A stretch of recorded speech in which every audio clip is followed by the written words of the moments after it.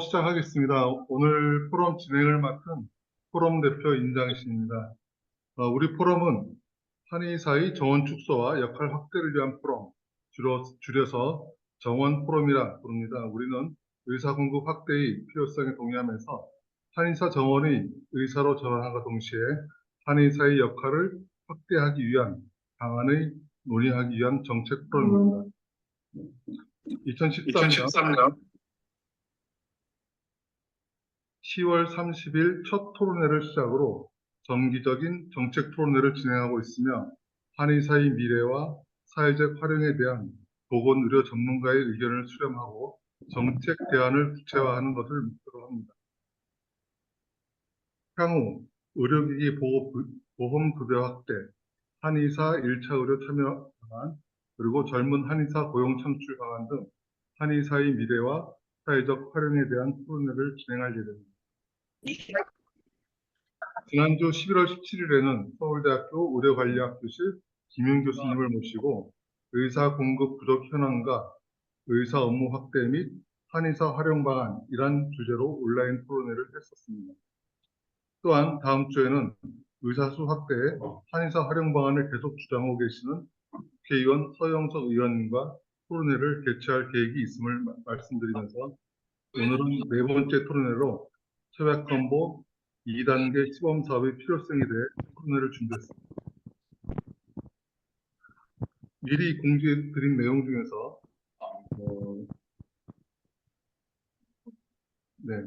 그 협약건보 2단계 시범 사업안 설명은 대한한의사협회 43대 보험부회장이었던 박종훈 원장님이 해주시고 협약건보의 역사에 대해서는 부산대학교 한의학전문대학원 임병묵 교수님이 그리고 임상에서 협약건보 1단계 시범 사업의 경험담을 박석규 원장님과 이영윤 원장님이 그리고 협약건보 이렇게 준비한다라는 제목으로 서하란 원장님께서 말씀하시겠습니다. 마지막으로 협약건보의 필요성에 대해 정성희 원장님께서 말씀하시겠습니다. 혹시 질문이 있으시면 그 토론이 다 끝난 후에 질문을 받도록 하겠습니다. 우선 첫 번째 발표로 협약건보 2단계 시범 사업안에 대해 박종훈 원장님이 말씀을 듣겠습니다. 네, 안녕하십니까. 안산 자생한방병원에서 근무하고 있는 박종훈이라고 합니다. 저는 43대 협회 보험부회장으로서 협약시범사업 1단계 사업이 시작될 때 그 보험 회무에 참여했던 사람입니다. 2단계 시범사업 개선안을 환영하면서 그 2단계 시범사업의 그 복지부가 이 개선안을 제시하는 과정과 또 개선 사항의 핵심적인 사항들을 잘 이해하고 있어서 한번 요약해서 발표해 보겠습니다. 네, 화면을 보시면 협약 건강보험 시범사업 주요 개선 사항을 정리한 카드를 보겠습니다. 네, 다음 페이지. 가장 핵심적인 개선 사항으로 대상 질환 확대입니다. 1단계 시범사업에서는 대상 질환이 협소해서 정부의 재정 우려 때문에 3개 상병만으로 시작을 했죠. 그래서 굉장히 협소한 상병 때문에 환자분들이 많이 찾지 않아서 사업이 활성화되지 않았다는 그러한 모니터링 보고가 굉장히 많았습니다. 그래서 복지부에서는 CPG를 근거로 권고 등급이 높은 3가지 질환을 추가했는데요. 하나는 요추 추간판 탈출증, 알러지 비염, 그리고 마지막으로 기능성 소화불량증 이 3가지입니다. 그리고 1단계 시범 사업에서 뇌혈관 질환 후유증의 경우 65세 이상으로 연령 제한이 있었는데 그 연령 제한도 없애고 전 연령으로. 그래서 이 6개 질환들은 생애 주기별로 선택된 질환이긴 하지만 연령 제한은 없이 활용될 수 있게 되었습니다. 세 번째 페이지, 시범사업 수가를 보겠습니다. 공급자 입장에서, 한의사 입장에서 시범사업이 활성화되지 않은 가장 큰 이유로 관행 수가에 비해 많이 낮은 수가를 지적받았습니다. 그래서 복지부는 시범사업 수가 중 심층 변증 방제 기술료의 수가를 상향시켰습니다. 페이지를 넘겨주세요. 네. 심층 변증 방제 기술료는 한의사가 진찰을 하고 변증을 해서 그 첩약의 약재를 구성하고 방제하는 이제 그러한 기술을 수가화한 기술료를 말하는데요. 1단계 시범 사업에서는 27분으로 책정이 되어서 35,500원으로 운영되고 있었습니다. 이것을 근데 이 안에는 그 양도락이라든지 맥전도 검사 등의 어떤 검사들이 포괄 수가처럼 묶여져 있는데요. 그 1단계 시범 사업 이후에 3차원 매경상 검사라는 우리 한의계 한방 검사료 중에는 가장 높은 수가의 검사입니다. 약 8,000원이 되는 검사인데 그것이 어떤 일정 빈도로 발생할 수 있다라는 가정하에 역시 포괄 수가로 묶어서 심층 변증 방지 기술료가 조금 오르게 되었습니다. 거기다가 27분이었던 시간을 시범 사업 1단계 동안에 모니터링을 해봤더니 대부분 35분 이상이 발생하더라라는 조사 결과를 얻어서 약 10분 정도 더 추가를 해서 그렇게 해서 만들어진 상향된 수가가 47,140원입니다. 네, 지금 현재 45,500원에서 약 10,000원 정도가 상승을 하고요. 이것이 내년도에는 3.6%의 환산지수 상승이 있기 때문에 그것을 총 포함해서 47,140원이 됩니다. 그리고 조제탕정료의 경우에는 변화가 없습니다. 변화가 없이 내년도에 3.6%의 상승이 예정되어 있기 때문에 그렇게 해서 소폭 오르게 됩니다. 네, 그리고 더 밑으로 내려볼게요. 네, 시범사업 수가 개선의 한의사 기술료는 지금까지 말씀을 드렸고요. 그 다음으로 약제비도 개선이 됩니다. 약제비는 내려주세요. 네, 약제비는 그 질환별로 그 월경통은 63,610원, 안면신경마비는 55,290원, 뇌혈관 질환은 48,990원이었는데 최근 약제비가 많이 상승하면서 이 상한 금액을 대폭 상승시켰습니다. 그래서 월경통은 17%가 상승한 74,450원, 안면신경마비는 71,240원, 뇌혈관 질환 후유증은 67,010원으로 20-30%가량 크게 상승하게 됩니다. 그리고 새로 신규 진입하는 요추간판 탈출증은 51,000원, 알러지 비염은 52,900원, 기능성 소화불량증은 44,220원이 됩니다. 그런데 이 약제비의 상향 개선은 한의사의 수익이라기보다는 어차피 약제비는 실거래가 보상이고 이것은 상한 금액이 상승되는 개념입니다. 그래서 한의사의 수익이 증가되었다기보다는 보다 다양한 또 좀 비싸진 약제를 좀 더 편하게 많이 쓸 수 있게 되었다라고 이해하시면 되겠습니다. 그 다음으로 7페이지 원산지 공개 여부입니다. 한의사 입장에서 1단계 시범 사업에서 가장 불만 사항 중에 하나로 꼽혔던 것이 바로 원산지 공개인데요. 44대 협회가 가장 주안점을 두고 협상을 통해서 개선하려고 했던 주제로 알고 있습니다. 이 원산지 공개는 아직까지는 현재 투표안에 반영이 되지 못했는데요. 건정심 본회의까지 최종적으로 논의를 통해서 그 개선 여부가 결정될 예정이라고 합니다. 네, 이상 시범사업 주요 개선 사항을 마치도록 하겠습니다. 그 행정 업무가 절차가 편해진 부분도 있는데요. 요거는 좀 시간 관계상 생략하도록 하겠습니다. 혹시 궁금하신 부분이 있으면 질문을 통해서 답변 드리도록 하겠습니다.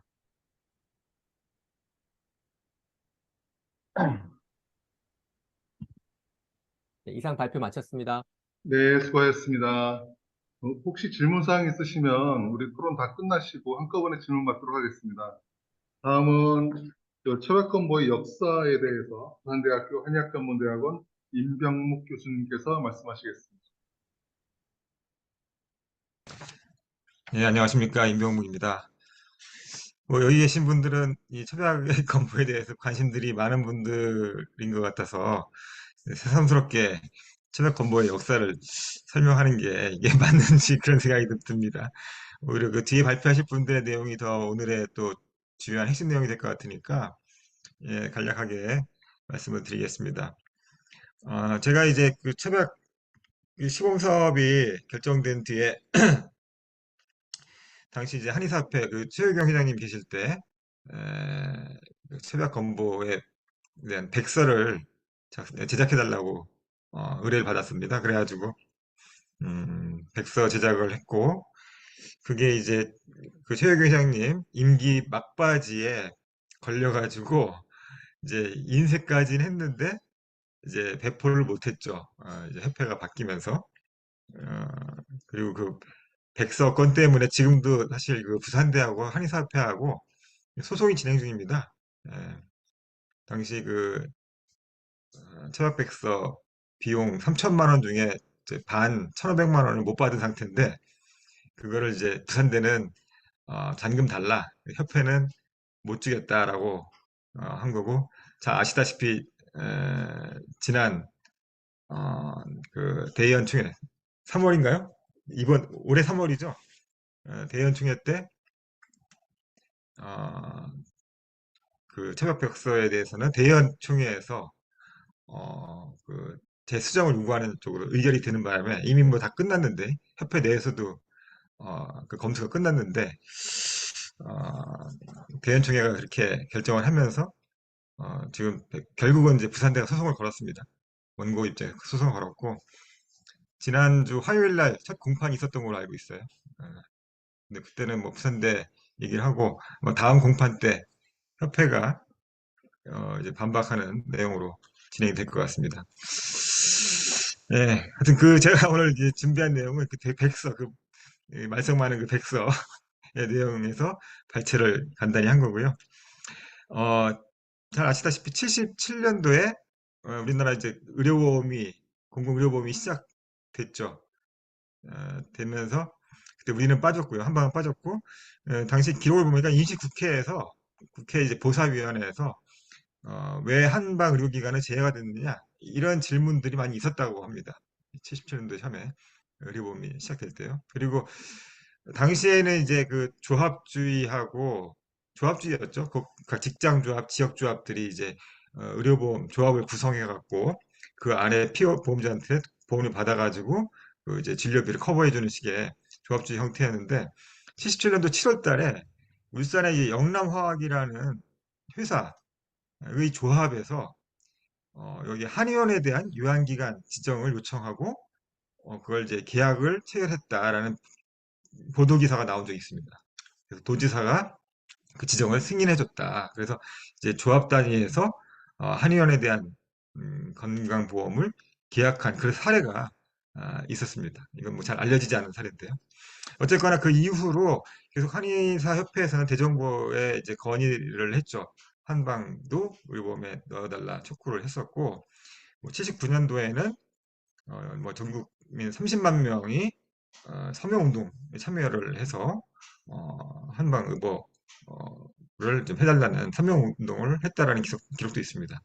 1980년에 사실은 당시 보건사회부가 한방의료보험을 시행을 하려고 했습니다. 그래서 침뜸에 대한 관행수가도 조사를 했고요. 한방 기준 처방집도 만들었습니다.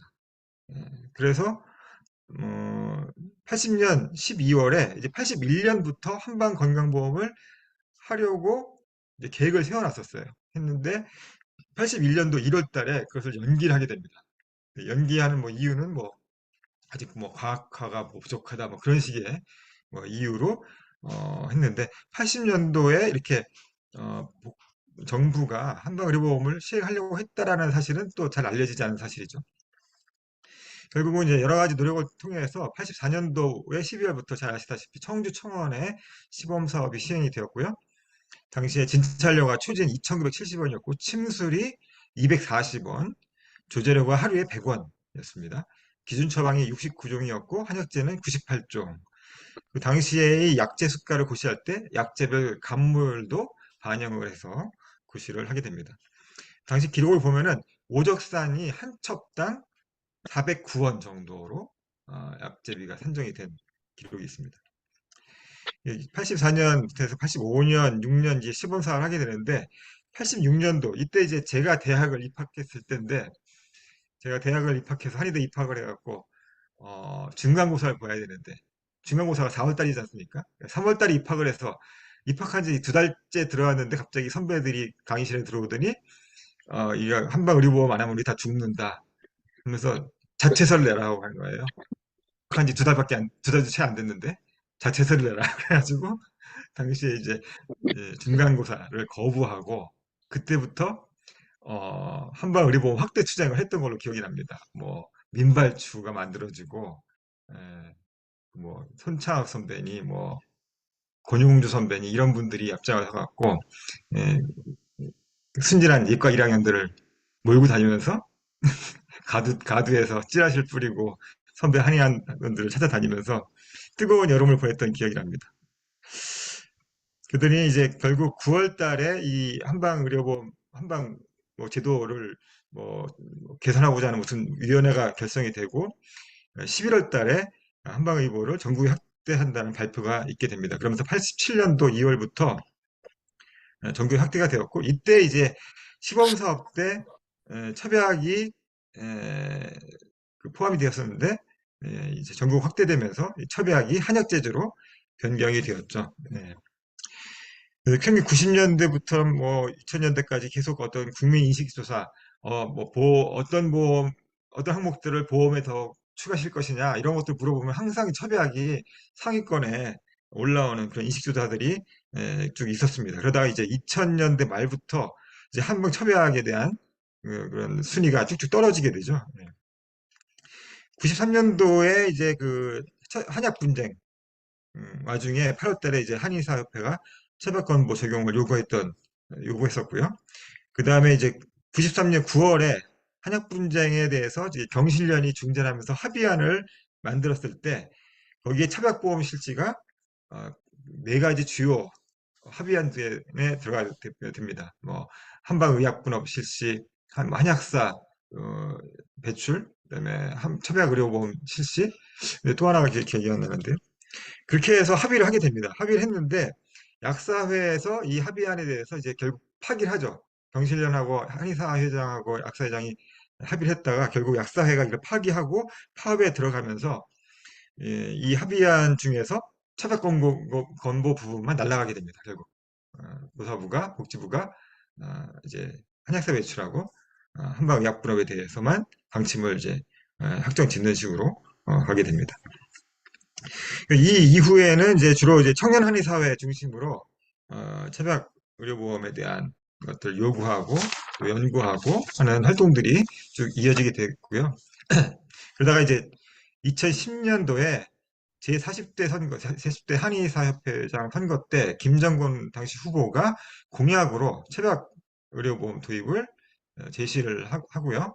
또 김정은 회장님이 당선이 되면서 관련된 이제 위원회 자문단을 구성을 하고 6월 달에 국회 공청회를 하고 뭐 11월에 대정부 건의를 하고 이런 활동들을 이제 했던 거죠. 근데 2011년도 6월 달에 이제 잘 아시다시피 한약제재, 천연물제재 보험급여 확대 추진위원회가 발족을 하면서 이제 그 천연물 신약에 대한 것들을 한의사들이 쓰기 위한 그런 활동들을 협회 차원으로 하게 되고 10월 달에 협회에서 천연물 신약 TF도 만들어지고 뭐 이러면서 이제 잘 아시다시피 이제 천연물 신약 이 어떤 뭐라고 합니까 갈등이 이제 비롯된 거죠. 그러면서 2012년 3월 달에 뭐 대연에서 천연물 신약 TF도 결성을 하고 4월 달에 보장성 확대 계획을 정부에서 마련할 때 차벽권보도 포함된 쪽으로 논의가 있었고요. 8월 달에 이제 양승조 의원이 65세 이상자에 대한 어떤 차벽권보 의안을 발의하게 됩니다.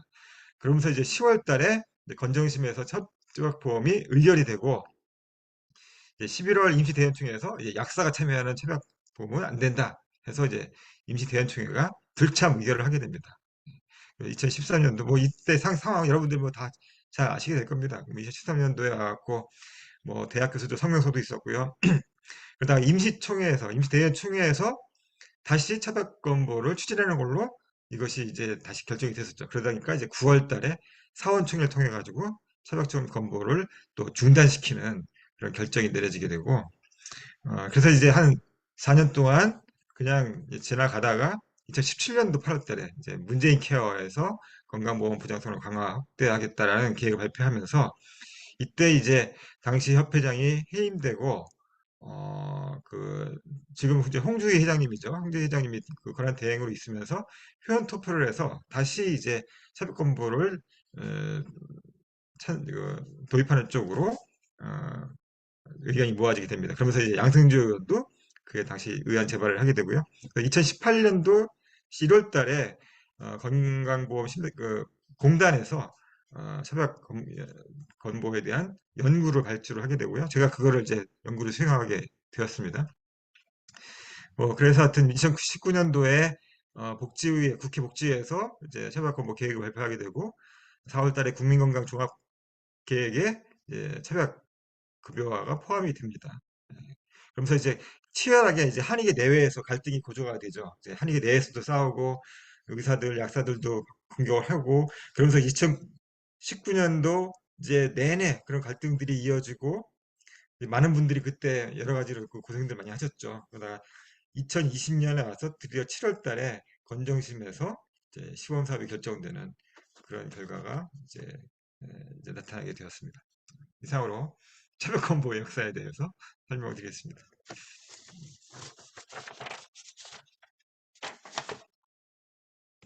임장신 원장님 소리 안 들립니다.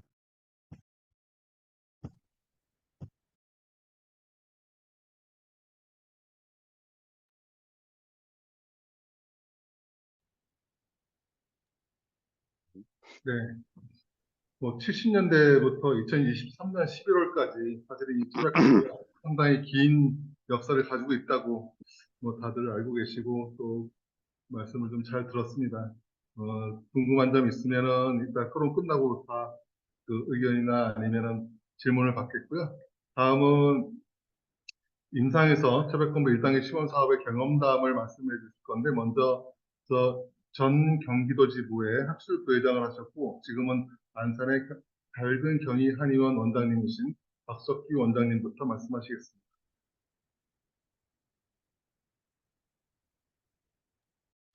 예. 안녕하십니까. 현 중앙대의원을 하고 있고, 안산에서, 안산에서 한의원을 운영하는 박석규라고 합니다. 저는 사실은, 2012년도도 그렇고, 그 전부터도 장기적인 한의사의 먹거리는 결국은 한의학이 보험이 적용이 돼야 된다는 신념을 갖고 있었고, 그런데 여러 가지 이유로 이게 진행이 안 되다 결국은 시범 사업에 들어가게 됐고 그래서 신청을 해서 시작을 했습니다. 근데 여러분들도 뭐 다 아시다시피 1단계 시범 사업이 문제가 많이 있습니다. 그래서 제가 직접 해보니까 일단 제일 큰 문제가 일단 청구를 하려면 뭐 처방을 내고 해야 되는데 약제가 입력이 안 되면 할 수가 없습니다. 그래서 약제 입력만 하는데도 사실은 뭐 기존 이렇게 약제 매입이라든가 이런 거 다 정리돼 있고 이러지 않으면은 꽤 시간이 걸립니다. 근데 사실은 약제 리스트만 정리가 돼 있으면은 한두 시간 정도 시간을 내면은 충분히 입력이 가능합니다.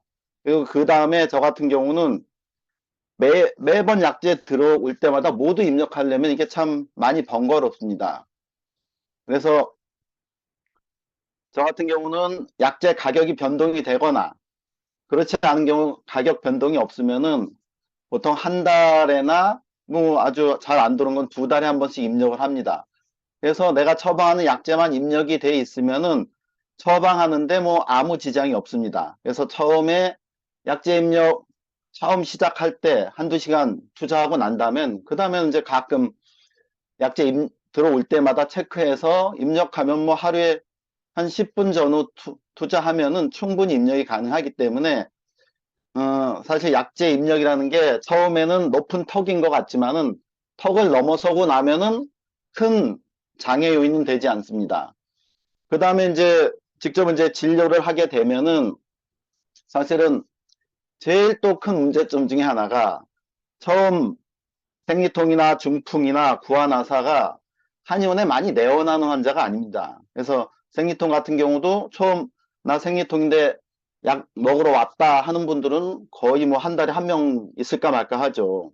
중풍도 요즘은 제가 97년도쯤 환자 볼 때는 한 달에 중풍 환자가 많이 왔어요. 구안아사도 한 달만 하면 많은 뭐 대여섯 건에서 10건도 왔는데 이 환자들이 지금은 굉장히 내원율이 떨어집니다. 그러니까 한 달에 중풍이나 고환아사 환자가 한 명이 안 옵니다. 그러면은 그냥 진찰을 하고 싶어도 환자가 없으니까 진찰을 할 수가 없어요. 그래서 제가 총 건수가 380건을 했는데 지금까지 3년 동안이요. 근데 생리통 환자가 345건이고 중풍이 17건, 구안아서 18건이니까 거의 95%가 생리통입니다. 그나마 저는 적극적으로 노력을 했기 때문에 가능한 거고, 저 같은 경우 설문지를 무조건 작성을 시킵니다. 제가 체질을 전문으로 하고 팔체질침을 놓다 보니까 체질 감별을 하려면 일일이 다 물어볼 수 없으니까 설문지를 다 작성을 해놓으면 여자들은 반드시 그 생리난이 있으니까 거기 생리통 체크된 사람은 진찰하다가 생리를 체크를 해서 생리통 있는 사람들은 생리통도 한약으로 치료가 잘 된다 하면서 권하게 되고, 그러다 보니까 생리통 환자가 많이 진료하게 됐습니다. 그래서 뭐 어차피 진료야 다 하는 거고, 그렇게 해갖고선 막상 또 문제가 되는 게, 일단 생리통 환자를 갖다 진찰을 뭐 10분이든지 30분 내에 진찰을 했는데 바로 가면은 바로 처방을 내야 돼요. 단 뭐 1, 2분 내에. 그러면 수납을 못 해요. 그래서 저 같은 경우는 또 다행히 모든 환자를 침을 놓기 때문에 침을 놓다 보니까 침 놓는 시간, 그리고 물리치료하는 시간, 저 같은 경우는 뭐 유침은 안 하지만은 그만 15분에서 20분 시간이 있어서 그동안 처방을 해서 저는 바로 다 수납을 합니다. 근데 이것도 처음 초보 한의사라든가 막상 이렇게 뭐 다양하게 고민하는 분들은 처방할 시간이 안 돼요. 근데 제가 처방을 해보니까 결국은 상병은 정해져 있다 보면은 저는 사상을 하다 보니까 대부분 뭐 태양인은 별로 없으니까 소음인 아님 태음인 아니면은 소양인인데, 소음인은 현불 이경탕이라는 생리통 처방이 있는데 그 처방이 대부분 뭐 이렇게 속 따뜻하게 하고 사물탕 가감이라 여기에서 몇 가지 빼고 몇 가지 더하면 사실은 소음인한테 쓸 수 있는 거의 모든 처방을 만들어낼 수가 있어요. 그럼 다양한 처방을 선택할 필요도 없고 한 처방을 선택을 하고 그 중에서 가감을 하면은 금방 처방을 할 수 있게 되고, 또 그 한 번 쓴 처방은 상용 처방으로 저장이 가능합니다. 그럼 저장해서 다시 체크를 하니까 시간이 대폭 절약이 되고, 태음인도 저는 가미 청심탕에 대부분 다 가미를 합니다. 그리고 소양인은 형방지황탐에 가감을 다 하고, 그러면 뭐 몇 가지 안 되지만 거기서 한두 가지 빼버리고 뭐 많으면 10가지도 가미할 수 있으니까, 그래갖고 상용 처방으로 해놓으면은 그 다음부터는 사실 처방하는데 시간이 뭐 길어야 2, 3분, 뭐 고민을 해봤자 5분이 안 걸리니까 이것도 처음에는 어떻게 보면 턱이 높지만은 일정 기간 처방 경험이 누적이 되면은 이것도 나중에는 크게 장애 요인이 안 됩니다. 그리고 간혹 같은 경우는 처방하는데 시간이 오래 걸리면은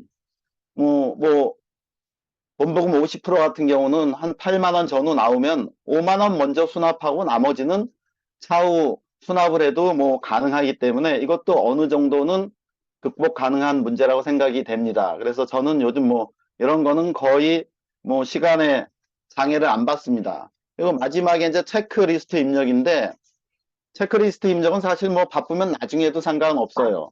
근데 처음에는 체크리스트가 좀 직접 기재도 하고 그래서 좀 시간이 걸렸었는데, 요즘 같은 경우는 체크만 하고 들어가면은 사실 이것도 1분이 안 걸리기 때문에 이것도 사실 크게 문제가 되진 않습니다. 그래서 제가 해본 경험으로는 일단은 적극적으로 하려고 해도 진입 장벽이 있습니다. 그래서 약제 입력하는데, 처방하는데, 체크리스트 입력하는데, 그렇지만은 이게 조금만 숙달이 되면은 뭐 적어도 한 달은 정도만 해보면은, 그렇게 해서 처방 한 10몇 건 해보면은 그 다음에 이런 진입 장벽은 사실 크게 문제가 안 됩니다. 근데 대부분 이제 경험 안 하신 분들은 뭐 해봤자 별로 돈이 안 된다. 그래갖고선 하도 그런 소리를 많이 들어서 제가 한번 통계를 내봤습니다. 그래서 제가 첫 건을 2020년 그 10월부터 시작을 했죠. 그래서 11월 달 청구하고 12월 달 청구하고 해서 2020년, 2021년, 22년 해갖고선 매출 단위를 100 이하는 절하해 버리고선 제가 있는 그대로 한번 통계를 내봤습니다. 그래서 그 통계를 내보니까 내가 생각했던 것보다 더 나한테는 도움이 많이 됐더라고요. 그래서 일단 첫 건을 보면은 제가 2020년도에는 첫 해 36건을 했습니다. 그러니까 저는 열심히 했죠. 첫 해 11월부터, 그러니까 10월달 10건 보고 11월달 26건 봐서 11월, 12월 청구를 했으니까요. 그리고 2021년도도 뭐 125건 했으니까 월 평균 10건 정도는 했죠. 그런데 2020년도로 넘어가니까 사실은 경기가 많이 다운이 됐어요. 2020년도. 그때보다 지금은 더 많이 다운이 됐죠. 뭐 여러분들도 다 느끼시고 있을 겁니다. 그러다 보니까 경기가 다운이 되면 내원 환자 수가 줄고 당연히 생리통 환자 뭐 이렇게 얘기할 수 있는 환자 숫자가 적으니까 85건을 했습니다. 2023년도는 아직 뭐 해서 제외를 시켰고. 그래서 제가 통계를 내보니까 제가 2020년도 대비 2021년도에는 어쨌든 월 10건 정도 됐는데 12달 하면은 급여 같은 경우 6,400만 원이 추가 매출이 올랐습니다. 그리고 비급여 같은 경우는 3,200만 원이 올랐어요. 그럼 2021년도에 9,600만 원이 오른 겁니다. 그러니까 내가 생각했던 것보다 저한테는 도움이 굉장히 많이 된 건데 실제로 뭐 125건 해봤자 매출로 하면 한 15만 원 하면은 1,200이니까 한 채 3,000이 안 되거든요. 근데 저는 9,600만 원이 됐으니까 실질적으로는 협약 건보를 해갖고 실질적으로 늘어난 매출만 있는 게 아니라 추가로 부수적인 매출이 많이 생긴 겁니다. 근데 그건 뭐 제 진료 스타일에도 연관은 있는데 저 같은 경우는 모든 병 중에서 가벼운 병은 간단히 침을 놔주고 하지만은 약간 좀 심각한 질환이다 싶으면 체질을 감별하고 오장육부를 다 진찰을 하고 그 사람의 병증을 일단 진찰을 합니다. 약을 먹든 안 먹든. 그 다음에 나의 견해를 얘기를 하죠.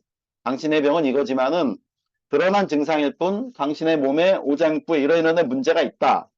그래서 간단한 거는 침만 맞아도 해결되지만은 뿌리까지 치료하려면 약을 써야 된다. 그래서 대부분의 환자 중에서 좀 몸이 많이 안 좋은 환자들은 저 같은 경우 한 60%에서 70% 약을 권합니다. 그런 경우 처음에 약 먹으러 온 사람은 대부분 당연히 약을 먹죠. 소개로 오거나. 근데 지나가다 오는 환자는 거의 100% 약을 안 먹죠. 생리통 환자는 그동안 약을 권해본 적도 없습니다. 대부분 그런 경우는 본인이 먼저 약을 먹겠다고 하지 않으니까. 그런데 다른 데가 좀 아프지만 생리통이 있는 사람들 같은 경우는 일단 얘기를 하죠. 생리통은 이렇게 해서 오장육부 기능을 좋아지게 해서 피를 맑게 하고 어혈을 풀어주고 아랫배를 따뜻하게 하면은 생리통도 좋아지지만은 부수적으로 여드름이라든가 부종이라든가 어깨혈이 아픈 것도 좋아진다고 권하면은 저 같은 경우는 제가 권한한 환자 중에 한 80% 정도가 약을 먹게 됩니다. 그러다 보니까 어쨌든 생리통 약도 많이 했는데 또 마찬가지로 이런 식으로 해서 생리통 환자가 늘면서 부수적으로 가족이 같이 오고 그 가족도 같이 진찰을 받게 되고 근데 그런 가족들은 어쨌든 처약 공보 상병명이 없어도 진찰을 하다면 다른 매출이 같이 영향이 옵니다. 그래서 저 같은 경우 환자가 좀 늘기 시작하면은 그 환자가 또 소개를 많이 해요. 그래서 생리통 환자 몇 명 는 거에 비해서는 다른 환자 수가 많이 늘었기 때문에 비급여랑 급여가 다 같이 상승한 효과가 있었습니다. 그리고 2022년도 같은 경우는 첫 건 85건이니까 채 월이면 7건이 안 되죠. 근데 이때도 어쨌든 비급여는 4,800만 원이 늘었고 급여는 4,800만 원, 비급여는 700만 원 정도 늘었으니까 그래도 2000년도 대비는 5,500만 원 늘었으니까 많이 는 폭이고 그래서 제가 이렇게 처박 공부를 갖다가 나름 굉장히 열심히 했지만은 이게 제가 열심히 해서만이 아니라 처약 건보가 난 확장성이 있다고 생각이 됩니다. 그래서 상병명 있는 환자뿐만이 아니라 이런 환자를 치료를 잘하면은 우리도 침을 맞고 효과를 보면 소개가 오고 약도 먹고 효과를 보면은 소개가 오듯이 저 같은 경우는 가능하면 성실히 하다 보니까 침이나 약이 소개가 많았던 겁니다. 그래서 전체 환자 수가 늘었어요. 2021년, 2022년. 2022년도는 약간 줄기는 했죠. 그래서 어쨌든 협약 건보 이상으로 매출의 많은 증대를 봤는데, 다른 지금 2단계 사업 같은 경우는 기능성 소화불량, 이제는 굳이 뭐 생리통처럼 얘기 안 해도 많이 오는 환자거든요. 비염도 그래도 생리통보다 많이 오는 환자고, 요통은 워낙 많은데 물론 디스크라는 제한이 있지만은 그래도 지금 기존까지 뭐 한 달에 한 명도 안 오는 상병에 비하면은 적어도 추가되는 상병은 저 같으면은 적어도 초진으로 봐도 한 달에 한 20명, 30명 이상 올 수 있는 이런 상병력이기 때문에 2단계 시범 사업이 시작이 되면은 건수는 전 몇 배는 늘 거라고 생각이 들고, 다른 한의원도 전 비슷하리라고 생각이 듭니다. 그래서 어쨌든 제 경험을 말씀드리니까 참고하시고, 앞으로 2단계 사업이 되면은 열심히들 해보셨으면 좋겠습니다. 이상입니다. 네, 그 박석기 원장님 수고 많이 하셨고요. 그 중간에 자료 중에 그 본인 매출이 이렇게 노출됨에도 불구하고 이렇게 리얼한 그 사실에 근거한 그 의견을 주셔서 감사합니다. 다음은 그 이영윤 원장님이시죠? 안산 어, 그 이영윤 원장님이 말씀을 하시겠는데 뭐 직함이 없으시다고 그냥 원장이라고만 이렇게 소개를 해달라고 하셔서 본인이 직접 소개하시도록 하겠습니다. 이영윤 원장님 말씀해 주십시오. 예, 안녕하십니까. 저는 강영 한의원이라는 한의원 운영하고 있는 이영윤이라고 합니다. 이제 저는 처약건강보험 사업, 이제 1차 사업 제가 해오면서 이제 어떻게 진행을 해왔고, 그래서 결과물이 어떻게 나왔는지, 그리고 이제 그거에 대한 소감을 간략하게 이제 정리해서 좀 말씀드려보는 시간을 가져보도록 하겠습니다. 예. 첫 번째가 이제 진료 현황입니다. 이제 가장 좀 동기들이나 선후배님들이 저한테 물어보셨던 것 중에 제일 많이 문의가 있었던 걸 좀 정리했고요. 제일 궁금하신 게 보통 이제 결국엔 총 건수를 해서 몇 건을 했냐, 이제 이거를 많이 궁금해 하시는데요. 월경통이 한 514건, 안면마비 44건, 중풍유증 3건 정도로 총 561건을 하고 있고요. 이제 보시다시피 처방의 비중이 굉장히 차이가 있습니다. 대부분 월경통에 집중되어 있고, 이게 제가 좀 의도한 바이기도 했습니다.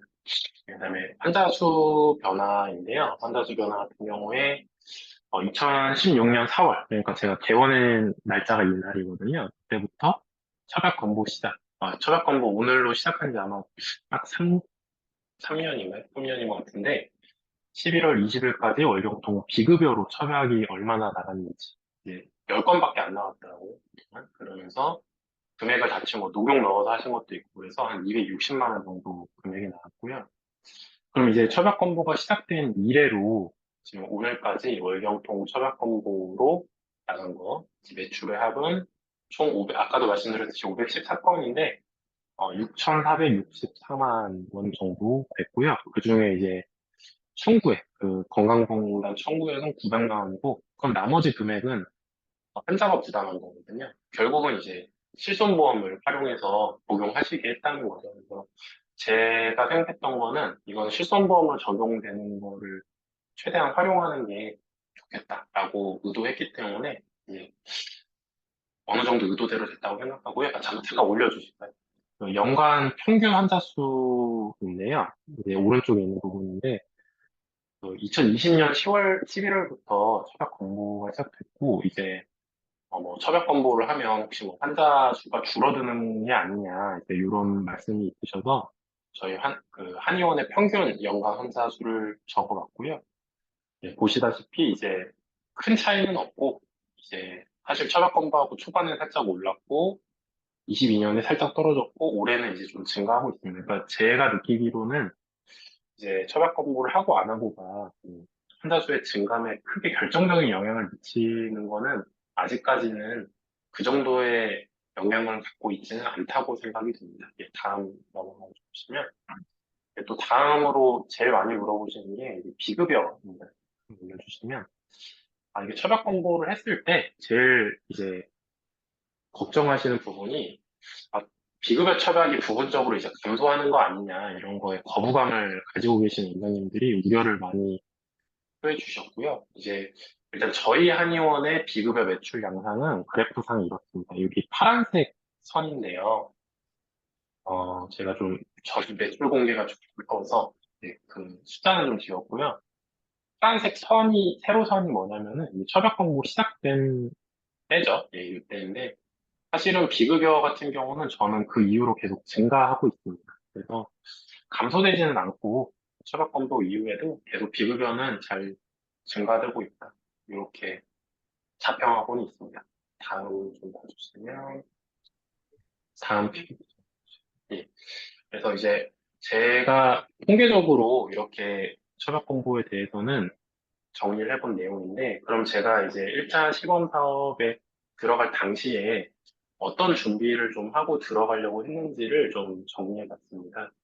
그래서 제가 가장 중요하게 생각했던 점은 일단 비급여에 미치는 영향을 최소화하자는 점이었습니다. 그래서 많은 분들이 걱정하시는 것처럼 처벌권도 많이 나갔는데 비급여가 그것보다 더 많이 감소하게 되면 어떡하냐 이제 이런 부분이 있으셨기 때문에 저는 이제 어떻게 생각했냐면 플러스 알파의 개념으로 가야 된다고 생각을 했습니다. 그러니까 비급여는 건드리지 말고 거기서 플러스 알파만 될 수 있도록 하자는 거고 두 번째는 실손보험이 적용된다는 점을 잘 활용해 보자라는 점이었습니다. 이 두 가지를 공통적으로 할 수 있는 거는 월경통이었거든요. 왜냐하면 이제 대부분의 실손보험 있으신 분들은 중풍혈증 65세 분들보다는 젊은 가임기 여성들이니까 월경통이잖아요. 그래서 월경통으로 승부를 봐야 되기 때문에 제 목표는 실비가 있는 가임기 여성에게 얼마나 월경통이 있냐 없냐 여부를 잘 확인을 해서 복양을 하도록 제가 권유를 해서 그걸 가지고 얼마나 장기 처방을 할 수 있느냐라는 걸로 이제 구체화를 시켜봤고요. 이걸 이제 직원분들이나 저희 원장님들한테도 요걸 이제 분명하게 알리고 왜 내가 이런 시스템을 하려고 하는지를 아시라고 주지를 부탁드렸습니다. 왜냐면 제가 하는 말하고 뭐 직원분들하고 다른 원장님들하고 하는 말이 다 다르면 안 되기 때문에 요거에 대해서 저희가 시작 전에 합의가 됐고 이제 초진 시에 월경통이나 실비 여부를 체크하시도록 문답 초진 기록지에 했습니다. 그래서 앞서 말씀드린 이유 때문에 이제 월경통하고 실비 여부를 체크하고 이에 해당되는 환자분들은 정말 루틴하게 월경통에 대해서 처방 공고를 권유하도록 하는 거죠. 그리고 또 치료실이나 월경통을 상담할 때 저 같은 경우는 골반 변이를 꼭 체크하도록 하고 만약에 골반 변이가 있으시면은 실비 있으시니까 복잡 출마까지 하시도록 권유토록 했습니다. 어차피 환자분들은 그렇게 되면 다시 올려주시고요. 본인 부담금에서 몇천 원 차이밖에 나지가 않고 예를 들어서 청약 공부랑 추나를 다른 날에 따로따로 하시면 이제 보통은 만 원 하니까 2만 원이 되고 이거를 같은 날 하시면 대략 뭐 초진일 경우에는 만 원에서 재진이면 16,000원 정도의 금액이 나오니까 이제 저는 말씀드릴 때 가급적 추나 받으러 오시는 날에 처박건보 상담도 하시라고 하면은 이게 재진율을 높일 수 있는 계기도 되었습니다. 다음 봐주시면 이제 문진표 활용인데요. 이제 죄송합니다. 문진표는 PPT에는 제가 없는데 문진표 같은 경우는 환자분이 이제 그 처박 권고에 대해서 그 월경통에만 한정되어 있는 문진표를 작성하시도록 하고요. 그걸 작성하신 다음에 원장실로 들어오시도록 했습니다. 그러면 이제 문진표를 보신 환자분들은 여기가 어느 정도 월경통에 대해서 전문성이 있구나라고 느끼시는 부분도 있고 또 중요한 점은 다른 여타 증상에 대한 상담을 좀 간접적으로 차단하는 효과가 있을 거라고 생각했습니다. 그래서 뭐 이것도 해줘 저것도 해줘 이제 이런 거를 좀 간접적으로 차단을 해서 상담 시간을 좀 단축시키고 여타 증상에 대해서는 그거는 이제 비급여로 하셔야 된다고 해서 이런 분리를 하는 효과를 좀 생각을 해봤고요. 그러니까 만약에 비급여로 내가 보약을 짓겠다라고 하시는 분들이 있다면은 월경통 문진표는 사용하시면 안 되겠죠. 다음이 이제 배너랑 홍보물 활용인데요. 이제 실제로 제가 사용했던 배너인데 이거는 제가 편집하고 인쇄해서 원내 게시했고 질병명을 꼭 적어서 내가 저기 해당되는 분들은 저게 눈에 띄시거든요. 그럼 실비가 되니까 한번 해볼까? 이런 생각을 하시고 그 색깔을 이제 분홍색으로 해가지고 이게 젊은 여성 컬러기 때문에 그게 아닌 비급여 환자들은 그럼 나는 월경통은 아니니까 나는 뭐 저거 자세히 읽을 필요가 없겠구나 라고 생각하실 수 있도록 그런 효과를 누려봤습니다. 예, 다음 메모장인데요. 떡 메모지인데 이제 이렇게 생겼습니다. 이게 실제로 제가 쓰고 있는 메모지인데 이제 앞서서 환자분들한테 초진 시에는 어떤 식으로 상담을 한다. 저희 문진표라든지 이런 거를 말씀드렸는데 저희 안에는 이미 오시던 재진분인 경우에 월경통으로 첩약 공부를 밀고 싶은데 제가 설명을 막 일일이 다 할 시간이 모자랄 수가 있잖아요. 그럴 때 이제 이런 떡 메모지에다가 간단한 내용, 본인 부담금이 얼마고 1년에 몇 번 되고 실손보험이 적용된다 이런 거를 인쇄를 해놓고 이걸 이제 뜯어서 환자분한테 이렇게 전달을 해드리면서 다음에 읽어보시고 다음에 상담이 좀 필요하시면은 대기실에서 말씀을 주시라고 전달을 해드리면 이제 거기서부터 시작돼요. 대기실에서 말씀하면은 문진표 작성부터 시작해서 또 저한테 오시게 되고 이렇게 했습니다. 다음 넘겨주시면 다음 PPT 좀 이제 정리를 해보면 비급여와 첩약 건보 사이의 전략이 저는 좀 제일 중요하다고 생각을 했었고요. 가급적 비급여 처방이 첩약 건보에 대해서 줄어들지 않는 것이 좋잖아요. 그래서 지금까지 1차 사업 동안은 지금의 2020년 11월까지의 현 상황에다가 이걸 플러스 알파에서 애드온으로 하는 개념으로 생각을 하고 진행을 했습니다. 그래서 아까도 말씀드렸듯이 타겟 통자가 실비가 있으면서 어차피 한약 처방은 제가 이거를 미뤄도 복용하지 않으실 것 같은 분들을 위주로 진행했습니다. 그런데 이제 정말 가끔 처방 권고로 상담을 하던 중에 녹용약을 먹고 싶다 이제 이런 경우도 있거든요. 이제 이런 경우에는 제가 말씀드릴 때 처음은 녹용약으로 한 달 정도 이제 좀 어느 정도 몸을 만드시고 치료를 마무리하는 거는 처방 권고를 적용해서 실손보험 적용하셔서 치료약으로 이렇게 하시자. 왜냐면 이제 월경통 같은 경우는 이제 치료 기간을 보통 월경 3주기, 대략 한 3개월 정도로 원발성 월경통에서 잡기 때문에 그래서 이런 식으로 해서 어떤 마이너스로 가기보다는 처약 건보가 플러스 쪽으로 되도록 노력했고요.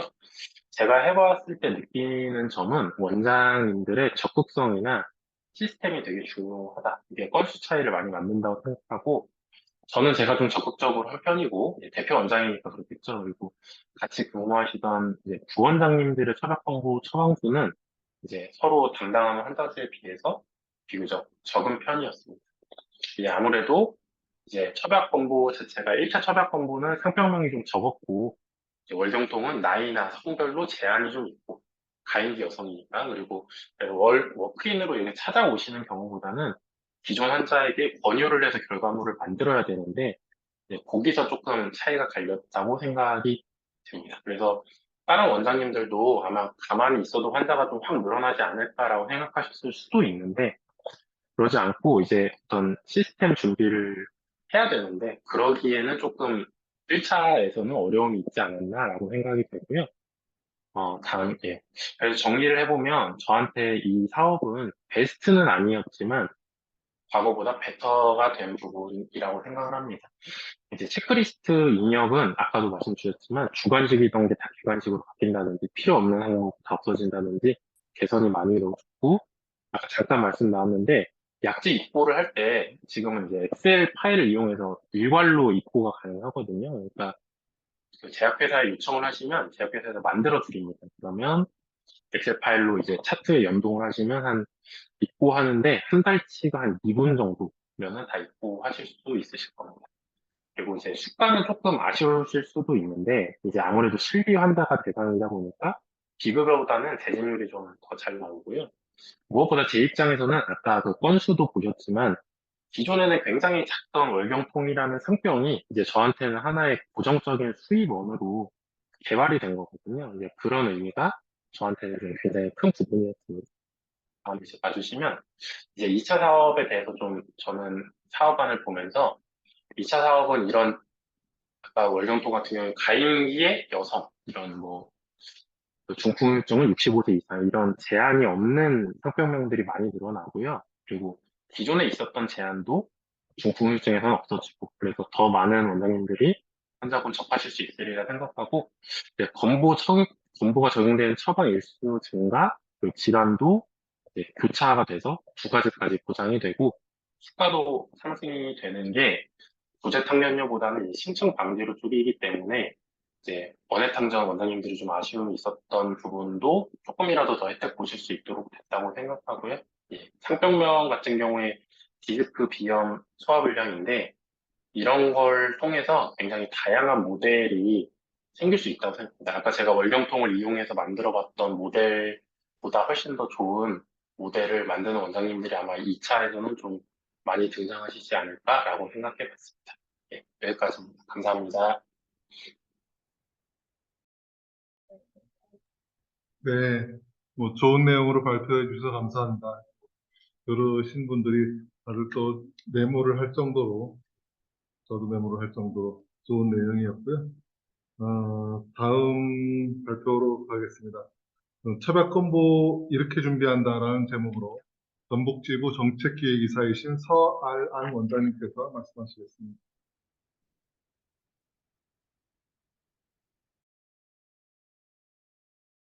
네, 안녕하세요. 저 전라북도 전주에서 개원하고 있는 서알안입니다. 사실 제가 지금 지부에서 그 정책기획이사라는 직함을 가지고는 있는데요.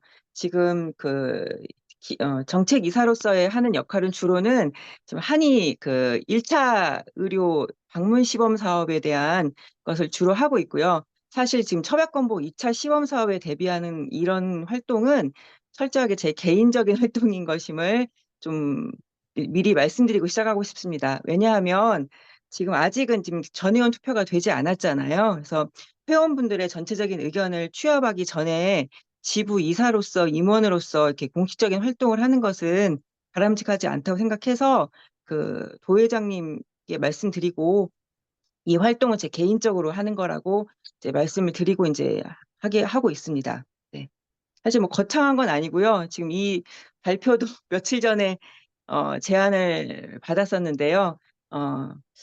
저는 이제 그 2020년도 저도 처음 1차부터 이제 시작에 들어가서 사실은 21년도, 22년도는 보니까 월 평균 한 3건 정도를 했더라고요. 이게 저도 이제 그때 그 체크리스트를 할 때 다른 사이트에 들어가서 했었어야 됐잖아요. 그래서 그런 부분이 너무 번거롭고 해서 또 코로나 시국에 이것저것 감염 관리도 해야 되고 챙길 게 너무나 많아가지고 사실 뭐 귀찮기도 하고 해서 좀 안 했었는데 그 왜 시범 사업이 우리가 잊고 있었지만 그 2년이 지나면 중간평가라면서 개선안을 도출하기로 했던 거가 있었던 것 같아요. 그래서 그게 시행이 돼서 다행히 여러 가지 행정적인 부분이 좀 개선이 되었고 그때 이제 체크리스트도 같은 차트 안에서 그냥 원스톱으로 하게 되면서 해볼만 하겠다 한과 동시에 참 감사하게도 그 첫 해, 둘째 때 진료받았던 환자분들이 기억을 하시고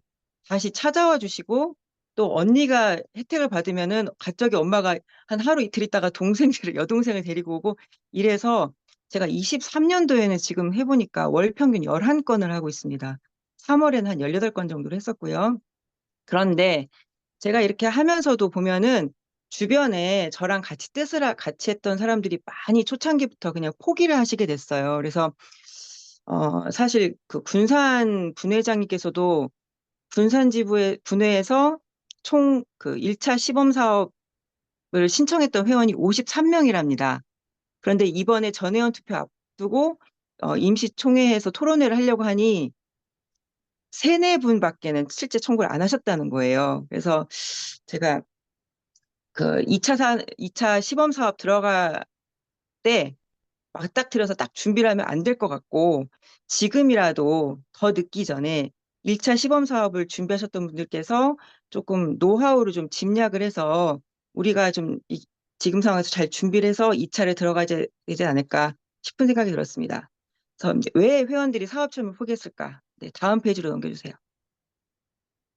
주변에서 물어보면 사실 수가 얘기를 하시는 분들의 있긴 하지만요. 이 문제보다는 좀 어떻게 보면은 기술적인 부분이 훨씬 많았던 것 같아요. 솔직히는. 그래서 약재 아까 앞에서 계속 나오는데 약재 입력이 처음에도 엑셀이 붙이면 되긴 됐었거든요. 그런데 오류가 너무 많았어요. 그래서 엑셀 붙이다가 결국은 다시 수정하려면 그냥 일일이 입력하는 것만 못하는 상황도 있었고, 그다음에 그 협회에서 4개의 전자차트에 대한 매뉴얼을 주셨거든요.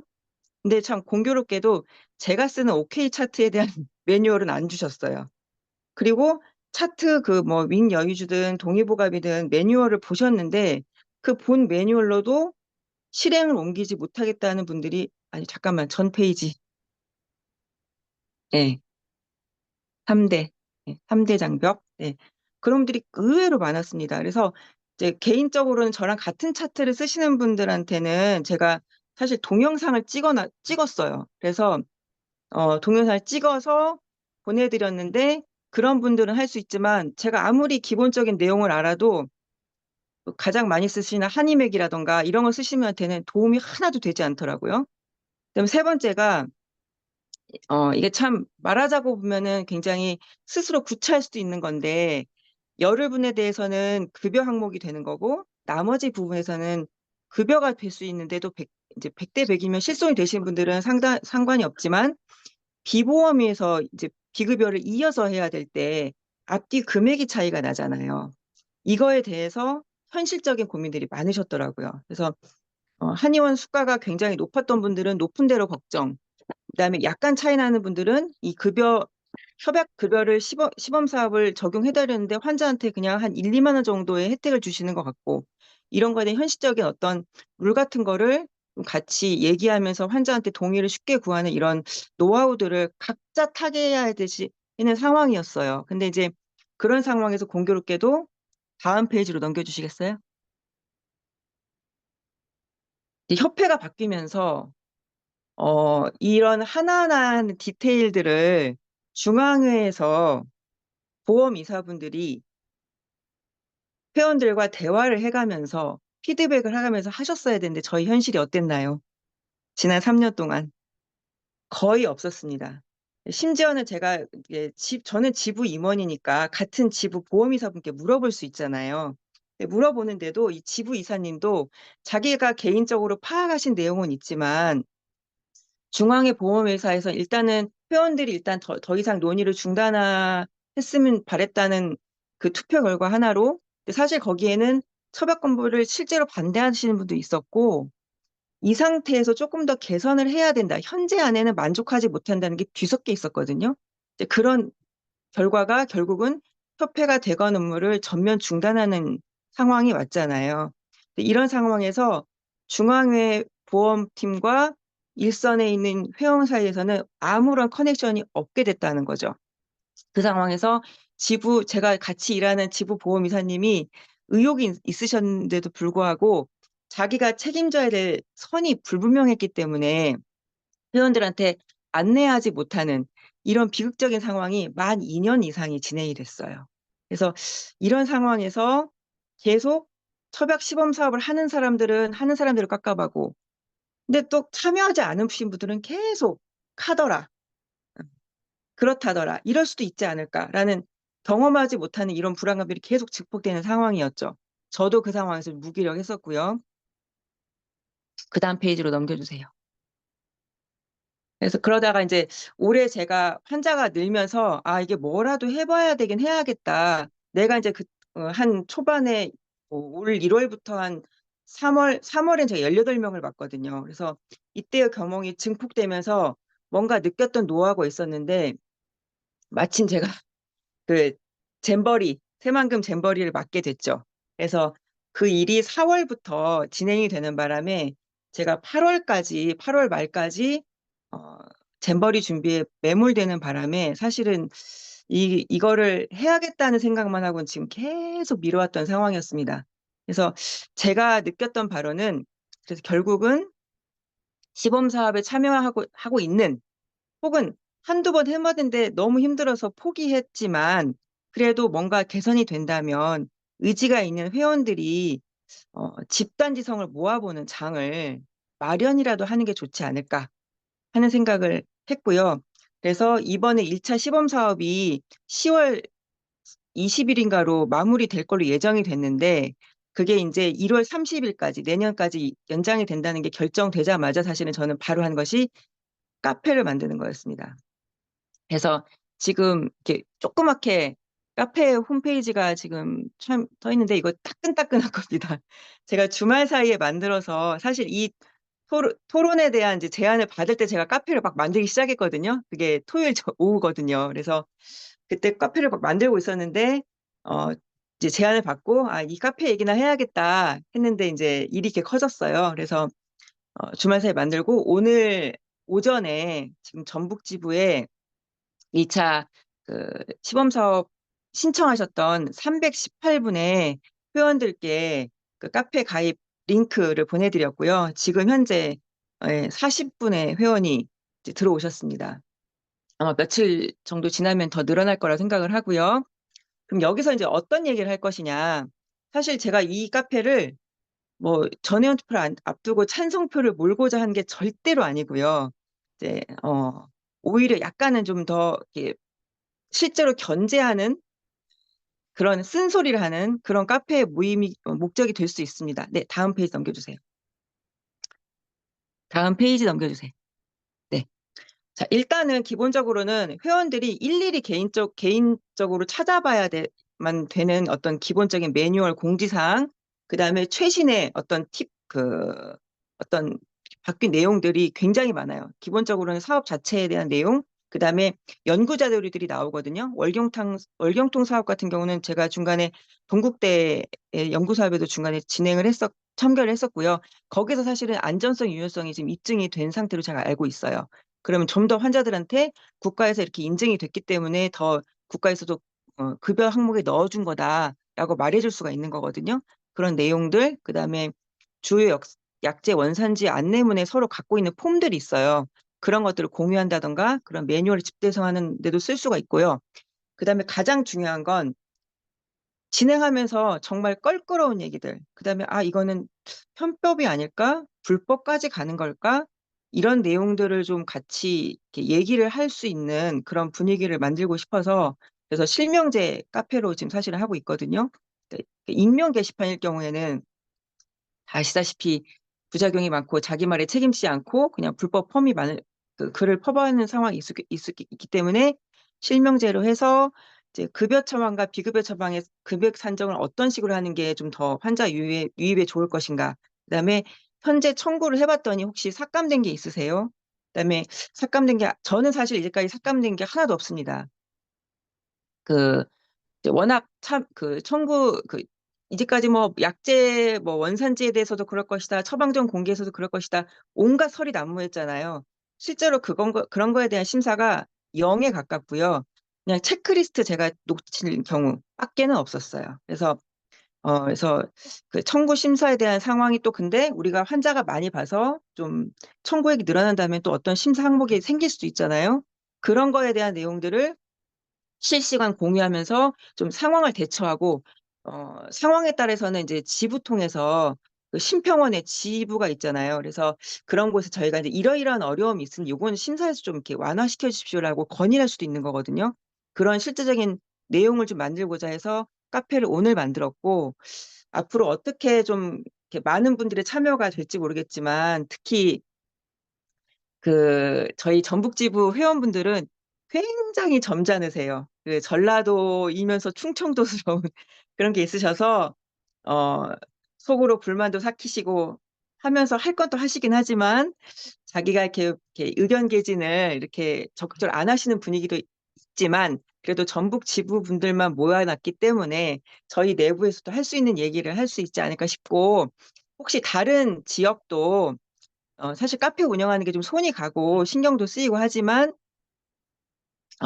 다른 지역도 좀 이런 식으로 자생적인 카페들이 생긴다면 지부의 보험이사분들이 좀 본인의 의견을 좀 더 이렇게 잘 알려주실 수 있는 어떤 좋은 구실이 될 수 있는 그런 게 되지 않을까 싶어서 다른 지역, 경기, 서울, 제주, 경남, 뭐 충북, 충남, 뭐 강원 다 한번 추천드리고 싶습니다. 네, 이상입니다. 감사합니다. 아, 참. 마지막으로 제가 이걸 만드는 가장 큰 이유 중에 또 하나가요. 2차 시범 사업은 일단은 한방병원 진입을 좀 밀어놓긴 했습니다. 하지만 한방병원이 언젠가는 진입을 할 수밖에 없을 텐데요.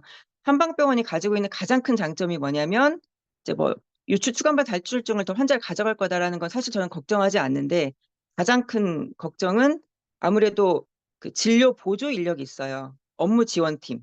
이런 데서 약제 입력은 기본이고 아마도 환자들한테 실손이나 본인 부담금에 대한 안내가 훨씬 철저할 겁니다. 그래서 그런데 이제 저희가 갖고 있는 무기가 이 처박건보는 1년에 한 상병에 대해서 한 의료기관만 갈 수 있어요.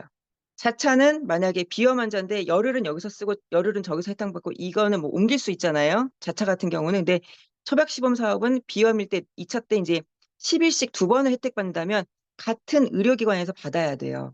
그러면 빨리 우리 이런 일선 로컬 한의원들이 이런 기술적인 부분을 빨리 습득을 해서 한방병원이 진입하기 전에 좀 빨리 대처할 수 있으면 적어도 1년 동안은 저희가 환자를 먼저 선점할 수 있고 이 노하우가 쌓인다면 그 다음 해에도 대형 병원에 비해서 우리 일반 골목상권 한의원들이 좀 더 잘 처박 시장을 점유할 수 있지 않을까 하는 마음도 있었습니다. 네, 감사합니다. 네, 좋은 말씀 진짜 감사합니다. 자, 마지막으로 처박건보의 필요성에 대해 경기도 안양군의 분회장님이신 정성희 회장님께서 말씀하시겠습니다. 네, 네, 반갑습니다. 목소리가 나오나요? 네, 잘 나옵니다. 아, 네네. 네, 반갑습니다. 안양시 분회장 정성희입니다. 앞서 좋은 말씀 많이 해주셨는데요. 발표하신 이용윤 원장님은 참고로 저희 안양시 회원입니다. 예전에 지역경 회장님께서 안양에서 처박 관련 정책 발표회 하셨을 때 굉장히 열심히 경쟁하셨던 분으로 내가 기억이 남는데, 오늘 여기서 이렇게 또 뵙게 되니까 정말 더 반갑습니다. 오늘 좌장이신 임장신 대표님과 저는 처박 근보로 맺어진 오랜 인연 때문에 제게 잠시 이런 발언의 기회를 주신 걸로 알고 있습니다. 12년도 지부 연석회의와 또 수면 아래 가라앉았던 첩보의 불씨를 살리는 첩보 TF 결성까지 임장신 대표님께서 그 중심에서 많은 역할을 해오신 터라 호불호가 있었지만 그나마 1단계 사업을 무사히 마무리하고 또 획기적으로 개선된 2단계 사업안을 접하는 감회가 더욱 새로우실 것 같습니다. 저 또한 감회가 또 새롭습니다. 처박 근보가 왜 필요한가? 이런 질문에 저는 반대로 왜 필요하지 않는가 되묻고 싶습니다. 개인적으로 처박 근보는 한의계의 무수한 의권 시범 사업 중에 하나라고 생각이 되고요. 그 이상의 그 이하의 의미도 아니라고 생각합니다. 환자분들은 근보 한약이 있기 때문에 오히려 비급여 한약에 대한 상대적 가치를 더 인정해 주시는 것 같고요. 다만 우리 한의사의 치료 수단이 한약이라면 오히려 처방의 루트를 좀 더 다양화하고 또 제도적 근간을 구축해 나가는 게 한의사로서 더 안정적이고 지속 가능한 치료 수단으로 자리매김하는 길이라 생각합니다. 다음 화면에서 보면 복지부에서 발표한 한약 소비 실태를 보면 아직까지도 한약 처방이 소득 격차에 좀 약간 불균형이 있고 또 저소득층에서는 굉장히 좀 문턱이 좀 높은 게 보여집니다. 그런 의미에서 이번에 회원 투표가 그간 7차례 이상 치러진 처박 관련 회원 투표도 있었지만은 투표 자체가 정책에 대한 찬반 투표가 아니라 정치적 진영에 대한 찬반 투표에 지나지 않았음을 봤고요. 그로, 뭐, 이번 투표 역시 그 시기와 또 적절성에 대해서 개인적으로 많은 그 의구심을 가지고 있습니다. 저희 분회에서는 다음 화면 좀 넘겨주세요. 저희 분회에서는 연말 지금 시의회에 최종 컨펌이 남았지만은 그 올해 생리통 사업에서 150% 늘어난 사업 대상 인원과 그리고 이제 예산이 2배 가까이 거의 뭐 난임과 1억 가까이 되는 예산이 지금 시의회에 올라가 있습니다. 지자체 사업의 핵심은 근거와 사업의 적정성이 중요한 것 같습니다. 처음 생리통 사업을 시작했을 때 보건소와 시에 어필할 수 있었던 무기가 생리통이 국가 사업이었다는 근거입니다. 그 공무원 입장에서는 시 예산이 투입되는 신규 사업은 사업의 근거가 분명해야 되고 또 이러한 관점에서 생리통의 근보 적용은 제가 처음 이 사업을 추진할 때 가장 큰 동력이 됐었습니다. 만약에 이런 그 2차 시범 사업이 안착이 된다면 앞으로 지자체 생리통 사업뿐만 아니라 노인 경정 치매 사업이라든가 뭐 알러지 비염에서 데이터가 축적이 되면 그 호흡기 예방 치료 사업 등 무궁무진한 지자체 사업, 더 나아가 국가 사업들의 근간과 근거가 바로 이 첩약 시범 사업이 될 거라고 저는 확신합니다. 끝으로 이런 좋은 토론의 자리를 만들어주신 임장신 대표님께 감사의 말씀을 드리고, 잘 아시다시피 첩약이, 탕약뿐만 아니라 그 환상, 고제 등 다양한 제형의 의미를 내포하고 있습니다. 그래서 저희가 그 탕약도 그렇지만은 천신이라든가 한약 제제 등 다양한 제형의 처방 근거와 루트로 발전될 가능성과 그 기반이 저희가 첩약 근보라고 생각할 수가 있겠죠.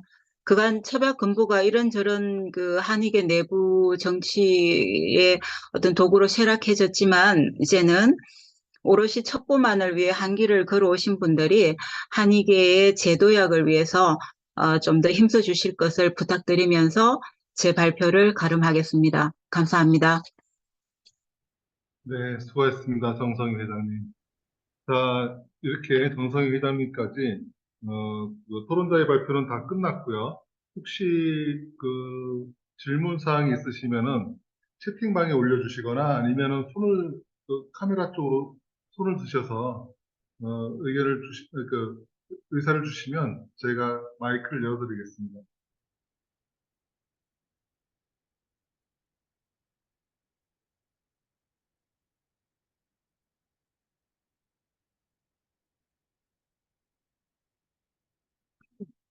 채팅방에 지금 의견이 하나 올라왔죠? 좀 읽어볼까요? 1번, 2번 두 개가 있는데요. 1번은 원탕은 약과 우전을 실거래가로 한다면 한약재 제약회사를 갖고 있거나 대량 구매로 싸게 사업받는 경우 도매급 사업가로, 도매금으로, 약가가 도매금이라는 거죠. 도매급 사업가로, 차이가 도매 도매급 사업가로 보전받는 건지요. 첫 번째. 두 번째, 1번대로 된다면 원탕에 시키면 상한가 내에서 가감 운영할 수 있는 가짓수가 늘어나는 건가요? 요거 박종원 이사가 답변하겠습니다.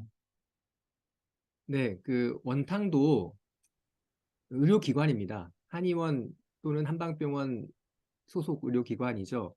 그래서 원탕이 구입한 약제비를 그대로 처방한 한의원에서 청구를 해야 됩니다.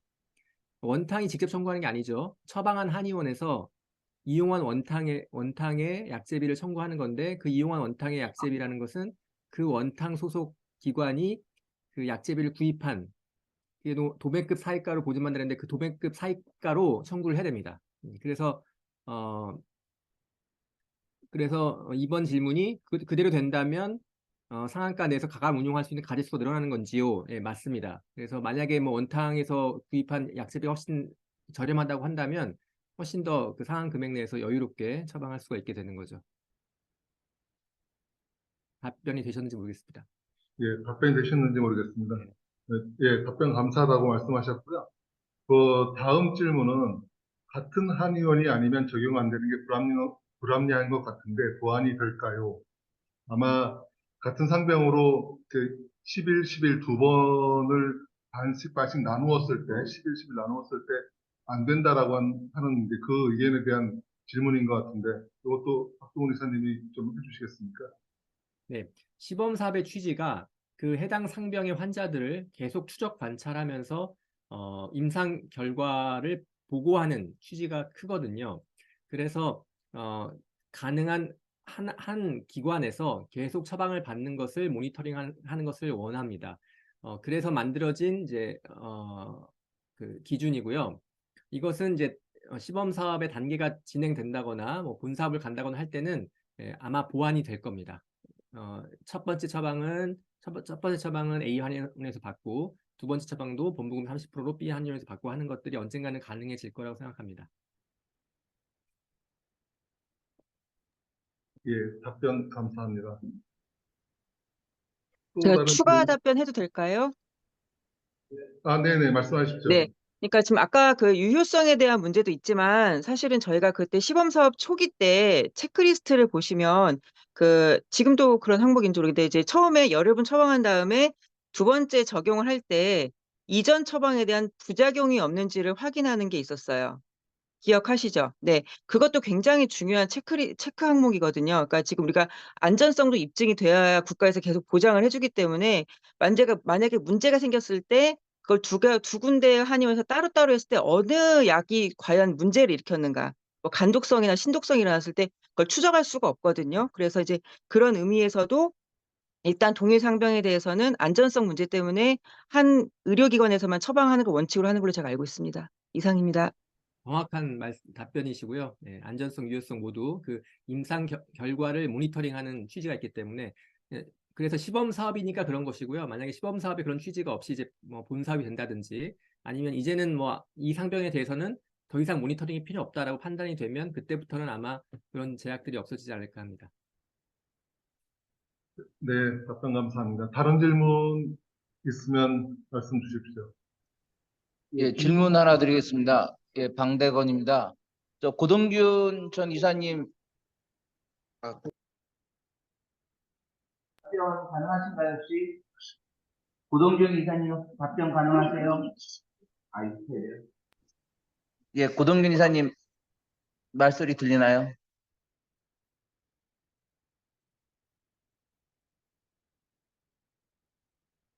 예, 고동균 이사님 들리세요?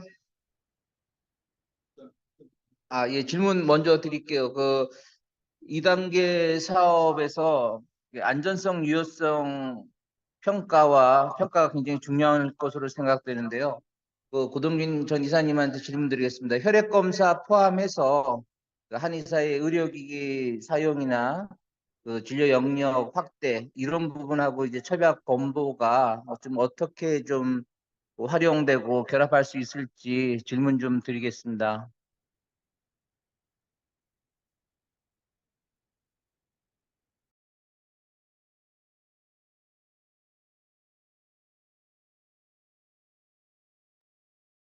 네, 고동균 전 이사님이 지금 오디오가 안 된다고 그 채팅방에 글을 올리셨거든요. 혹시 네, 됩니다, 됩니다. 됩니까? 네, 말씀하세요. 네, 됩니다. 네, 아니, 저희 질문을 전혀 못 들었어요. 저희 질문을 못 들어봤고요. 질문을, 네. 예, 그 2단계 사업에서 안전성, 유효성 평가를 위해서 혈액 검사를 포함해서 그 한의사의 의료기기 사용 같은 그 한의사의 진료 영역 확대와 처비학 건보 2단계 사업이 좀 어떻게 좀 같이 가는 것이 좀 좋을 것으로 생각되는지 좀 의견 부탁드립니다.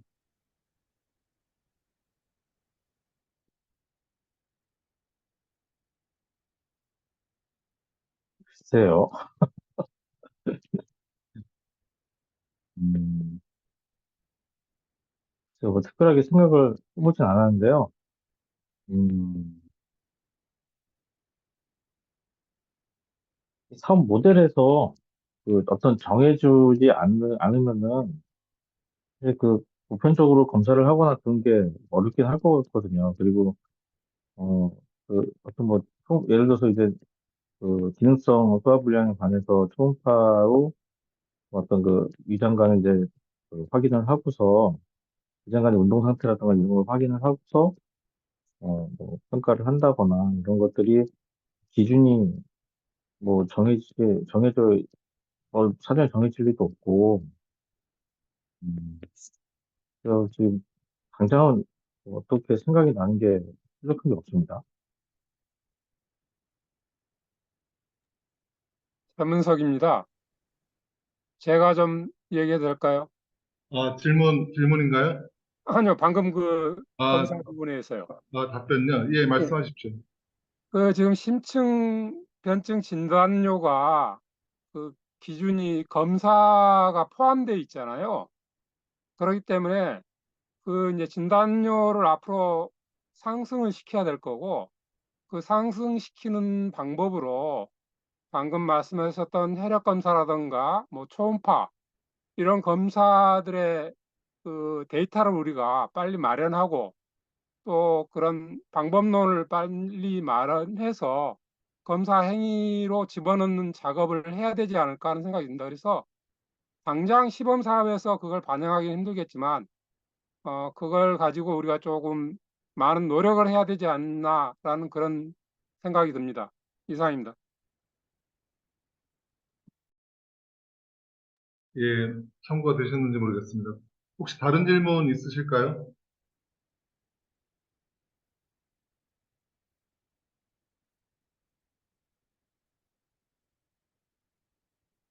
네, 채팅방에 질문이 올라왔는데, 원탕 이용이 많은지라 질문 하나 드려봅니다. 이렇게 말씀하셨고요. 한약재 제약회사를 가진 원탕은 약재 마진을 남길 수 있는 빈틈이 있을까요? 뭐 이렇게 말씀하셨는데, 이것도 그러면 박종훈 이사님 말씀하실까요?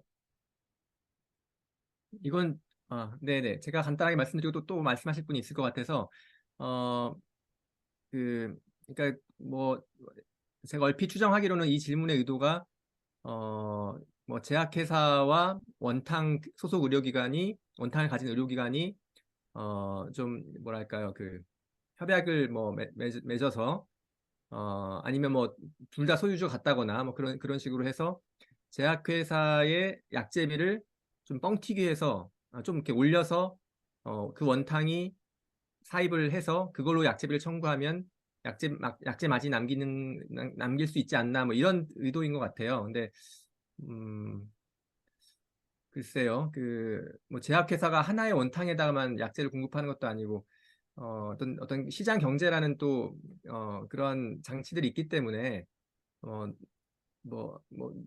그 물리적으로 불가능한 얘기는 아닌 것 같긴 한데 뭐 그런 일들이 발생을 한다 그러면 뭔가 제어하는 또 그러한 장치들이 생기지 않을까 저는 그렇게 예상해 봅니다. 혹시 뭐 원탕 관련해서 업무를 하시는 다른 분이 계시면 또 답변을 해주시지 않을까 기대해 봅니다.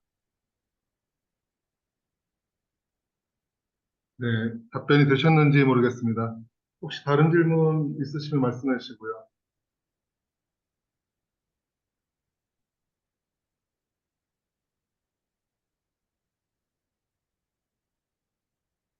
지금 채팅창 질문에 아까 그 네, 의료기기 관련과 비슷한 질문이 하나 더 올라왔거든요.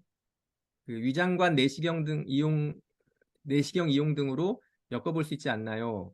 아까 최문석 그 원장님께서 잘 대답을 해주셔서 가름할 수 있을 것 같긴 한데 제가 좀 더 말씀드려 보면 이 심층 변증 방제 기술료라는 게 이제 한의사의 검사 행위까지 같이 포괄되어 있기 때문에 이 첩약을 방지하기 위해서 꼭 필요한 검사들은 이제 그 수가에 포함을 시켜서 수가를 상향시킬 수 있는 근거가 됩니다. 그래서 만약에 진짜 내시경도 뭐 한의사의 업무 범위로 들어오고 이게 첩약 진찰을 위해서 꼭 필요하다라고 하면 뭐 논리적으로는 가능할 수 있겠죠. 그런데 뭐 역시 우리 이원화 체계에서 내시경의 한의사 업무 범위 이것도 굉장히 큰 벽이 있기 때문에 그렇게 쉬운 문제는 아닐 것이고 어, 어, 제가 아까 이제 서두에 개선안을 설명드릴 때 첩약 심층 변증 방제 기술료가 1만 원 상승한 것에 대한 근거로 복지부가 제시한 것이 그 3차원 매경상 검사가 도입이 됐기 때문에 가능해진 거거든요. 아주 중요한 포인트예요. 그래서 앞으로도 그런 신의료 기술,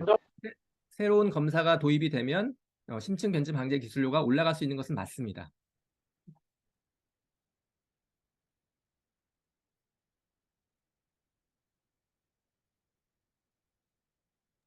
네, 뭐 답변이 되신 것 같은데 혹시 다른 질문 있으실까요? 1시간 반 정도 시간이 지나서 특별한 질문 없으시면 뭐 정리를 할까 하는데, 네, 그 이번 주에 사실은 이번 주 목금토로 제가 알고 있는데 수목금인가요? 이번 주에 우리 전회원 투표를 하기로 중앙회에서 공고가 난 게 있습니다. 근데 사실은 그 아쉬운 부분이 좀 있는 그런 사업안이지만 사실은 이 사업안에 대해서 그 검사나 아니면 그 감별진단이 필요한 상정도 들어있고 또 회원들 중에서는 병원 중심의 변경안이 아니냐라고 하는 어떤 그 우려를 하는 회원들도 많이 있는데 이런 토론회가 사실은 중앙회에서 좀 그 주관을 해서 했었으면 하는 기다림도 있었지만 중앙회 움직임이 없어서 사실은 저희가 이런 토론회를 진행하게 됐고요. 어, 뭐 회원님들의 어떤 그 잘 선택으로 우리 중앙회가 좋은 안을 잘 우리 그 사업 안으로 만들어서 우리 초락금보가 잘 발전했으면 하는 마음을 전하면서 마지막으로 질문이 하나 있다고 하는데요. 볼까요? 잠깐만요.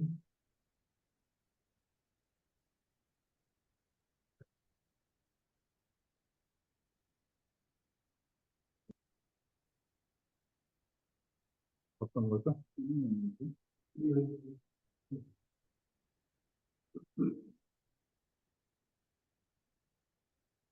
아, 이건가요? 홍주의 회장은 이번 투표 부결되면 철학은 폐기된다.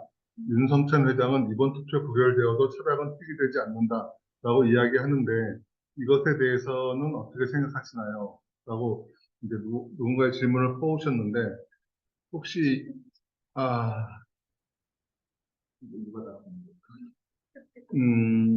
이 답변은 사실은 그 답변 드릴 수 있는 사람이 없을 것 같습니다. 이거는 굉장히 민감한 사안이고 또 해서 그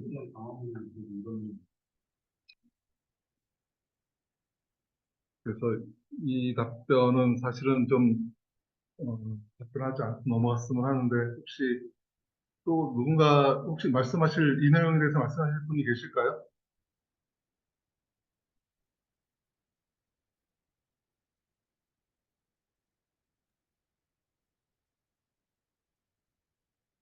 사실 어, 원래 그 홍주희 회장님께서 그 임기 중간에 이제 협약 개선 투표를 몇 번 하시면서 두 번을 했죠. 네. 근데 이제 그 하실 때마다 투표에 반대가 나오더라도 이거는 그 정부와 국민들이 계약한 사업이기 때문에 한의사들이 반대한다고 해서 폐기되진 않는다라는 말씀을 계속 하셨었어요. 그런데 이제 지금 현재 그 건정심을 앞두고 있는 분위기상 이번에 반대가 나오면 이미 1월 말까지로 예정되어 있는 사업 시한이 있기 때문에 이번에는 정말 폐기가 될 것이다. 또 그런 어떤 복지부 고위 임원들의 얘기를 들었다. 이제 이런 식의 말씀을 하셨기 때문에 뭐 사실 그런 분위기를 가장 잘 아는 분은 바로 현재 회장님이시겠죠. 그래서 뭐 어느 정도는 그 말을 좀 존중해야 된다라고 생각은 드는데 실제로 반대가 나왔을 때 과연 복지부가 이것을 정말 쉽게 폐기할 것이냐, 또 이미 사업에 열심히 참여하고 있는 그런 회원들이 어떠한 주장을 하거나 뭐 또 법적인 다툼을 일으킬 수 있는 거기 때문에 또 국민들 중에 어떤 뭐 시민단체에서 또 요구를 할 수도 있는 것이고 그래서 저는 이 문제는 굉장히 변수가 많아서 어느 분이 누가 함부로 뭐 투표가 반대가 나오면 뭐 100% 폐기된다 또는 폐기가 안 된다 이런 말을 하는 게 좀 어려운 일 아닌가라고 생각이 듭니다. 그럼 자신의 어떤 입지에 좀 유리한 방향대로 해석을 하는 것이 아닌가 저는 좀 그런 추정도 하고 있습니다.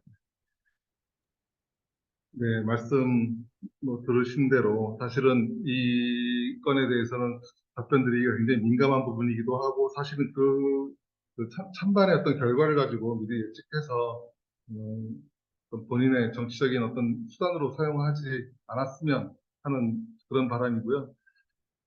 마지막으로 제 의견을 말씀드리면서 정리를 하면 이 처박공고 2단계 시범 사업이 여러분들 회원분들의 많은 찬성으로 이 사업이 진행됐으면 좋겠다라고 하는 바람을 말씀드리면서 마치도록 하겠습니다. 모두 수고하셨습니다. 감사합니다.